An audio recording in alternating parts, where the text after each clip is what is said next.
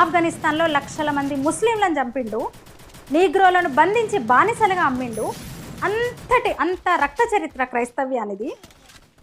ఒక దాయాదుల రాజ్యకాంక్ష, విరోధిని శిలువ మీద చంపడం నుంచి ఒక పుట్టిన మతం అది. మీరిప్పుడు శాంతి బోధన, శాంతి ప్రబోధం పేరుతో ఇవన్నీ చేస్తూ మళ్ళీ మేము ఒకటి, మిమ్మల్ని మీ మీద యుద్ధానికి వస్తున్నాము అకారణంగా ఇక్కడ తెలుగు రాష్ట్రాల్లో మీరిద్దరు కలుస్తున్నారంటే ఏదో ఉంది. అంటే ఇది ప్రపంచ పోకడకు విరుద్ధమా, లేక ఇస్లాంకు విరుద్ధమా, క్రిస్టియానిటీకి విరుద్ధమా?